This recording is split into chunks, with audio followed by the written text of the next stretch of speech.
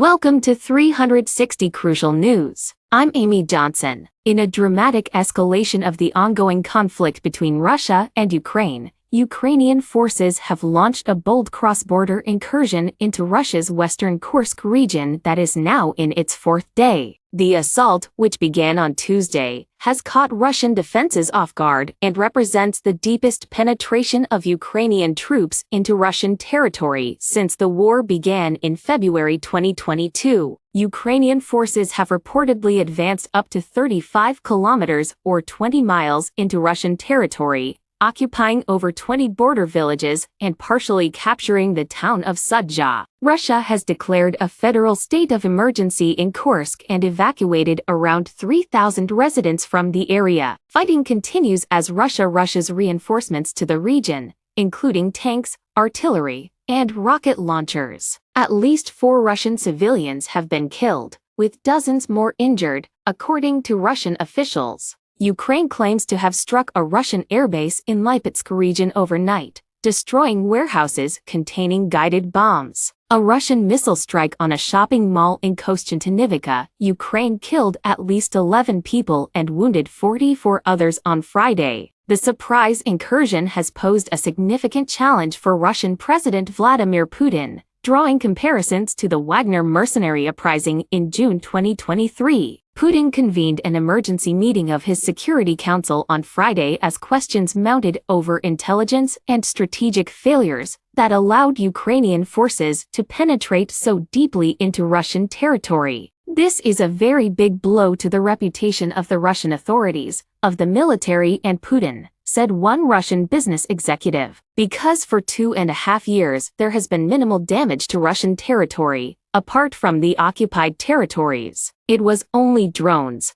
Russian military bloggers and some officials have heavily criticized the military command for failing to detect preparations for the offensive or prevent it. Dmitry Medvedev, deputy chairman of Russia's Security Council, called for Russian forces to resolutely defeat and crush the enemy. The attack appears designed to force Russia to redeploy troops away from offensive operations in eastern Ukraine, where Russian forces have been making steady gains in recent months. It may also be aimed at boosting Ukrainian morale and demonstrating Kyiv's ability to strike deep inside Russia. Such a coordinated ground force movement responds to a clear military objective, yet unknown, that requires extreme operational security, said Matthew Buleg, a defense analyst at Chatham House. At the same time, the raid spooks the Russian public and delivers a slap in the face to Russian President Vladimir Putin, offering Ukraine a great PR coup.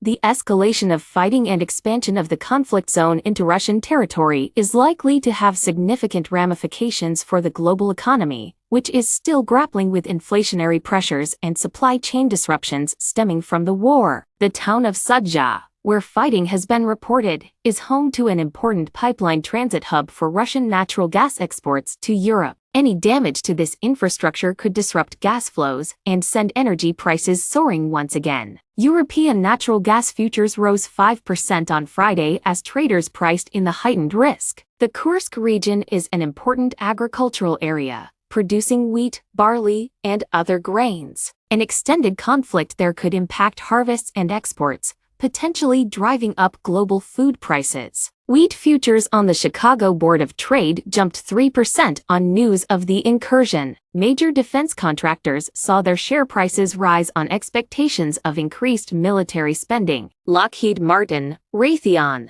and Bay Systems all gained over 2% in Friday trading. Global stock markets experienced increased volatility as investors weighed the risks of further escalation. Safe haven assets like gold and the US dollar strengthened. There is speculation that Western nations may impose additional sanctions on Russia in response to any harsh retaliation against Ukraine, which could further strain the global economy. The US and other Western allies have largely backed Ukraine's right to self-defense, even when it involves cross-border operations. U.S. State Department spokesperson Matthew Miller said it was a little bit rich for Putin to describe the incursion as a provocation given Russia's illegal occupation of Ukrainian territory since 2014. However, senior U.S. officials have privately expressed skepticism about Ukraine's ability to hold the captured territory long-term and concern about potential escalation. The operation appears to have been launched without advance warning to Ukraine's Western backers. China has called for de-escalation and a return to negotiations, while emphasizing respect for territorial integrity, a statement that could be interpreted as criticism of both Russia's occupation of Ukraine and the current Ukrainian incursion. As the conflict in Kursk enters its fourth day, the situation remains highly fluid and unpredictable. Russia is likely to launch a major counteroffensive in the coming days to drive Ukrainian forces back across the border. However, if Ukraine manages to dig in and establish defensive positions, it could gain a valuable bargaining chip for future negotiations. The economic fallout from this escalation will depend largely on its duration and whether it spreads to other border regions. A prolonged conflict inside Russia proper would have major implications for energy supplies, food security, and global financial stability. Policymakers and investors worldwide will be closely monitoring developments in the days ahead. This has been Crucial 360 News. I'm Amy Johnson. If you would like to continue to receive our news coverage,